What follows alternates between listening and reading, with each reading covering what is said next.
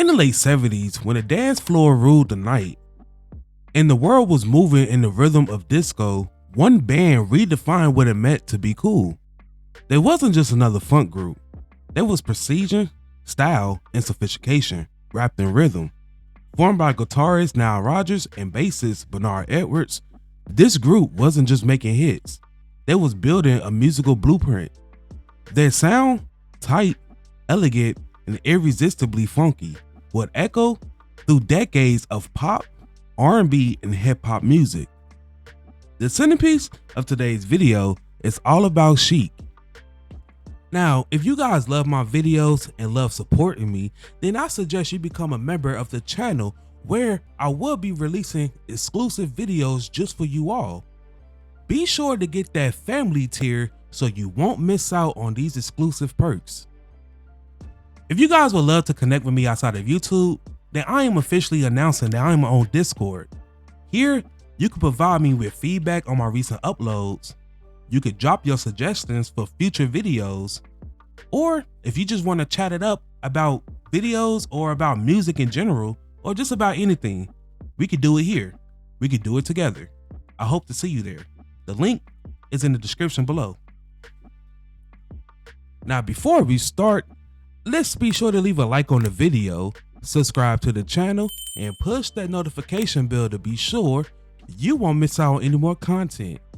Now, without further ado, let's cue that intro.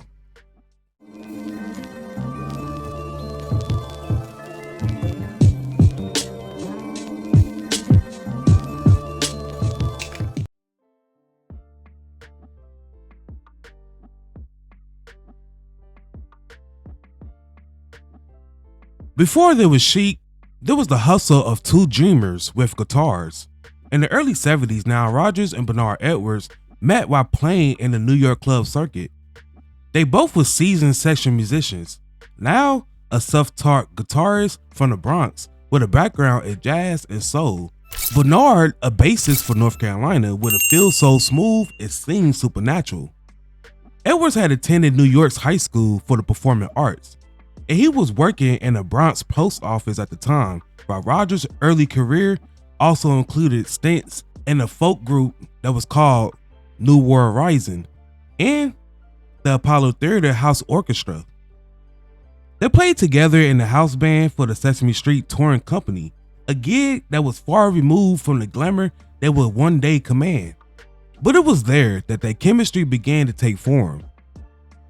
They then joined a band that called themselves the Big Apple Band. They worked as a support band for a smooth soul vocal group that was named New York City after their 1973 hit, I'm Doing Fine Now. After the group New York City disbanded, the Big Apple Band toured with Carol Douglas for a few months before Rodgers and Edwards decided to go at it alone. And by the end of 1976, they shifted their focus from fusion to new wave, temporarily playing as Allah and the Knife Wielding Punks. But then they soon decided to settle on dance music. They had a similar vision to form a band that unite the complexity of Roxy music with the accuracy of James Brown's funk and the glitter of the disco era. In 1976, that ambition became Chic, a name that embodied all that they intended with their music to represent: elegance, confident, and rhythm. In 1977, Rodgers and Edwards completed the band by recruiting drummer Tony Thompson, who had previously played with LaBelle, Ecstasy, Passion, and Pain. They performed as a trio at different concerts doing cover versions. Thompson invited keyboardist Raymond Jones, who was 19 at the time, to join the band because he had previously worked with him. The band was seeking a vocalist to round out their roster. They engaged Norma Jean Wright on a contract that permitted her to pursue a solo career in addition to her work with the band.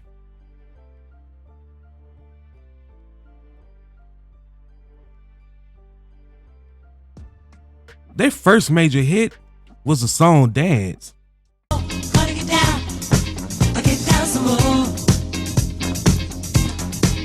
With the help of a teenage recording engineer named Bob Clearmountain, as a result, Chic became a supporting act.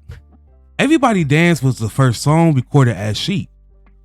It appeared on their first album.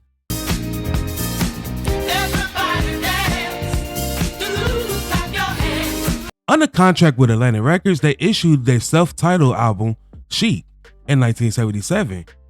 However, Edwards and Rogers was determined that in order to achieve the band's recording studio feel, when performing live with sound and images, they needed to add another female singer. Wright introduced her friend, Lucy Martin, who joined the band during the late winter and early spring of 1978. Soon after the sessions ended for the debut album, the band members began to work on Wright's self-titled debut solo album that was set to be released in 1978. The hit nightclub song Saturday was featured on this album. To help Wright's solo career, the band agreed to sign her to a separate record deal. The legal terms of this contract finally compelled Wright to abandon her involvement with the band in mid-1978, but she did participate in the sessions for the Chic-produced Sister Sledge's album, We Are Family. Alpha Anderson, who had previously provided backup vocals for the band's debut record, took over as singer. For the Sister Sledge collaboration, Edwards and Rogers created and produced He's the Greatest Dancer, that was initially planned to be a Chic song in return for I Want Your Love, which was intended to be sung by Sister Sledge.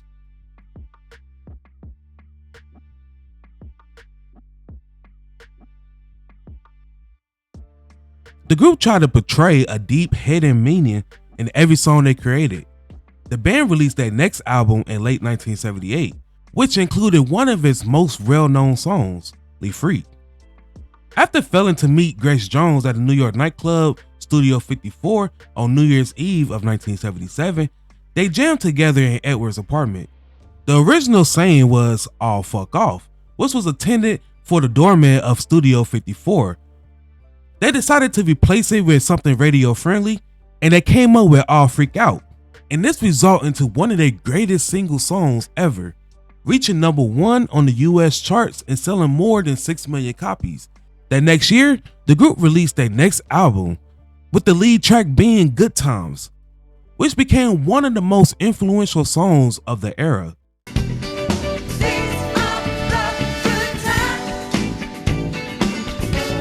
The song was the basis of the Grandmaster Flash's adventures on the Wheels of Steel and the Sugar Hill Gang breakthrough hip-hop music single, Rapper's Delight. The song also has been sampled by many dance and hip-hop acts as well. The song was also the inspirations for Queen's song, Another One Bites the Dust. And 2 decades later, the bass line for the song inspired Daft Punk's song, Around the World. At the same time, Edwards and Rogers composed, arranged, performed, and produced many influential disco and R&B records for various artists, including Sister Sledge, We Are Family, and Love Somebody Today, Sheila and B Devotion's Spacer, Diana Ross' 1980s album Diana, which included the successful singles Upside Down, I'm Coming Out, and My Old Piano, Carly Simon's Why, debut solo album Cool Cool. And while doing my research for this video, I discovered that a young Luther Vandross used to sing backup vocals on Chic's early albums.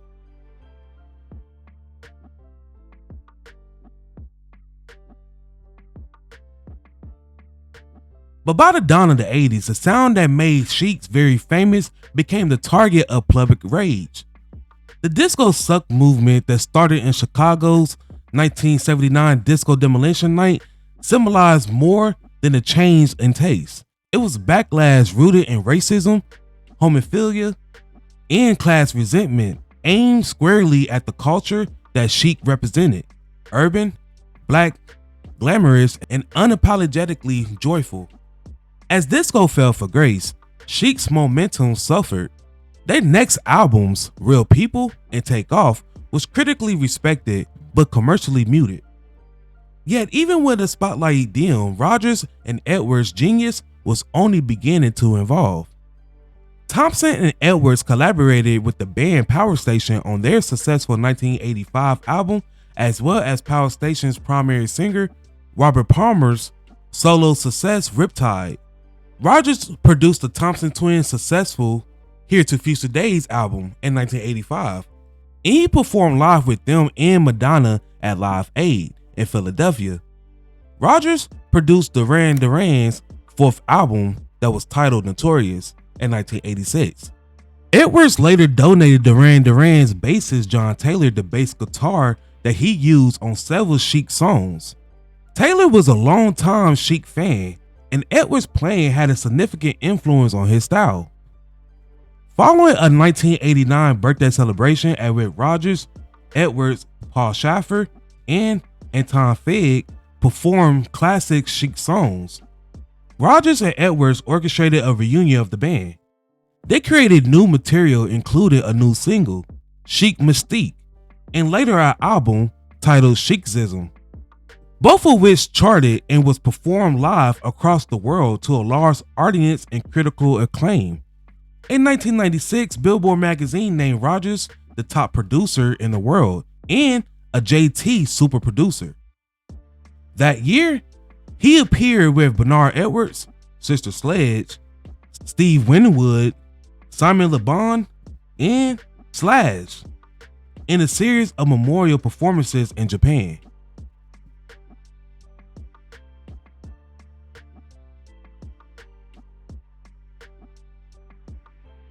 That same year, in 1996, tragedy struck when Bernard Edwards passed away suddenly in Japan after a Chic reunion performance. Now, Rogers was devastated, but he carried the legacy that they built together. In the years that followed, Chic's influence only grew stronger. Chic released 4 new albums in the 2000s. On November 12, 2003, at the age of 48, Thompson sadly passed away of cancer. Raymond Jones passed away on July 1st, 2011 at the age of 52. Alfred Anderson passed away on December 17th, 2024 at the age of 78. Rogers opened up in his autobiography in October of 2011 that he was dealing with prostate cancer. On July 29th, 2013, Rogers announced on Twitter that he was cancer-free. Chic's music paved the way for modern sampling, inspiring artists such as Daft Punk, Pharrell Williams, and Kanye West. Now, Rogers returned to the worldwide limelight in 2013 with Daft Punk's song Get Lucky, which this song was a direct descendant of the Chic beat. It demonstrated that the rhythm that he and Bernard constructed had never vanished. It had only altered. Chic has been nominated to be inducted into the Rock and Roll Hall of Fame 11 times. In 2003, 2006, 2007, 2008, 2009, 2011, 2013, 2014, 2015, 2016, and 2017. In 2017, the Rock and Roll Hall of Fame inducted Nile Rodgers for musical excellence. The group was not nominated for an induction in 2018. Rodgers and Chic continued to perform for major audiences worldwide as Nile Rodgers and Chic.